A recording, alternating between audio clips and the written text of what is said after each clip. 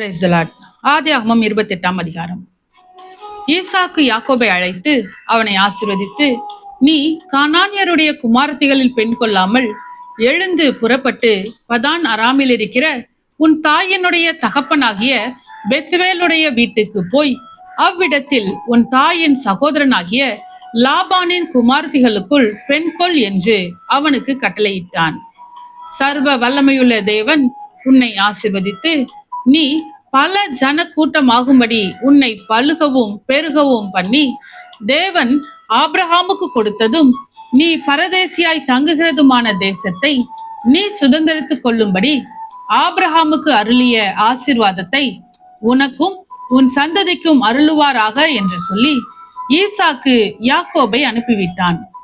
அப்பொழுது அவன் பதான் அராமில் இருக்கும் சீரியா தேசத்தானாகிய பெத்துவேலுடைய குமாரனும் தனக்கும் ஏசாவுக்கும் தாயாகிய ரெபேக்காலின் சகோதரனுமான லாபான் இடத்திற்கு போக புறப்பட்டான்.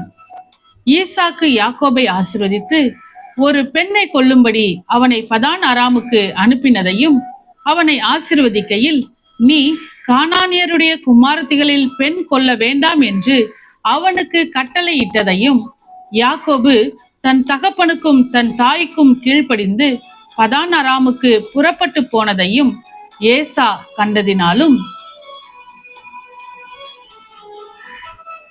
கானானிய குமார்த்திகள் தன் தகப்பனாகிய ஈசாக்கின் பார்வைக்கு ஆகாதவர்கள் என்பதை ஏசா அறிந்ததினாலும், ஏசா இஸ்மவேலிடத்துக்கு போய் தனக்கு முன்னிருந்த மனைவிகளும் அன்றி ஆபிரகாமுடைய குமாரனாகிய இஸ்மவேலின் குமாரத்தையும் நெபாத்யோத்தின் சகோதரியுமாகிய மகலாத்தையும் விவாகம் பண்ணினான்.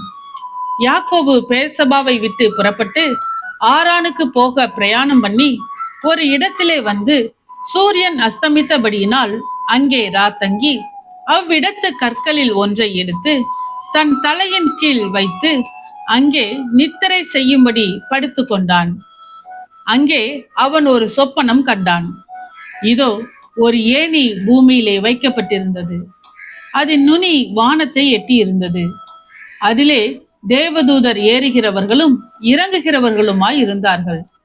அதற்கு மேலாக கர்த்தர் நின்று, நான் உன் தகப்பனாகிய ஆபிரகாமின் தேவனும் ஈசாக்கின் தேவனும் ஆகிய கர்த்தர். நீ படுத்திருக்கிற பூமியை உனக்கும் உன் சந்ததிக்கும் தருவேன். உன் சந்ததி பூமியின் தூளை போல் இருக்கும். நீ மேற்கேயும் கிழக்கேயும் வடக்கேயும் தெற்கேயும் பரம்புவாய். உனக்குள்ளும் உன் சந்ததிக்குள்ளும் பூமியின் வம்சங்கள் எல்லாம் ஆசீர்வதிக்கப்படும். நான் உன்னோட இருந்து நீ போகிற இடத்திலெல்லாம் உன்னை காத்து இந்த தேசத்துக்கு உன்னை திரும்பி வர பண்ணுவேன். நான் உனக்கு சொன்னதை செய்யும் அளவும் உன்னை கைவிடுவதில்லை என்றார். யாக்கோபு நித்திரை தெளிந்து விழித்தபோது, மெய்யாகவே கர்த்தர் இந்த ஸ்தலத்தில் இருக்கிறார், இதை நான் அறியாதிருந்தேன் என்றான். அவன் பயந்து, இந்த ஸ்தலம் எவ்வளவு பயங்கரமாய் இருக்கிறது! இது தேவனுடைய வீடே அல்லாமல் வேறல்ல, இது வானத்தின் வாசல் என்றான். அதிகாலையிலே யாக்கோபு எழுந்து தன் தலையின் கீழ் வைத்திருந்த கல்லை எடுத்து அதை தூணாக நிறுத்தி அதன் மேல் எண்ணெய் வார்த்து அந்த ஸ்தலத்திற்கு பெத்தேல் என்று பெயரிட்டான்.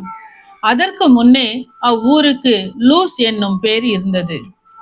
அப்பொழுது யாக்கோபு, தேவன் என்னோட இருந்து நான் போகிற இந்த வழியிலே என்னை காப்பாற்றி உண்ண ஆகாரமும் உடுக்க வஸ்திரமும் எனக்கு தந்து என்னை என் தகப்பன் வீட்டுக்கு சமாதானத்தோட திருப்பி வர பண்ணுவாரானால் கர்த்தர் எனக்கு தேவனாய் இருப்பார்.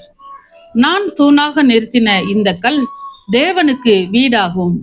தேவரீர் எனக்கு தரும் எல்லாவற்றிலும் உமக்கு தசம பாகம் செலுத்துவேன் என்று சொல்லி பொருத்தனை பண்ணி கொண்டான். ஆமென். கர்த்தாவே, உம்முடைய வசனம் என் கால்களுக்கு தீபமும் என் பாதைக்கு வெளிச்சமுமாய் இருக்கிறது. இருளான என் வாழ்க்கையிலே வெளிச்சமாய் நீர் தந்த வசனத்தை தினமும் படித்து வாழ்வில் இடராமல் நடப்பேன்.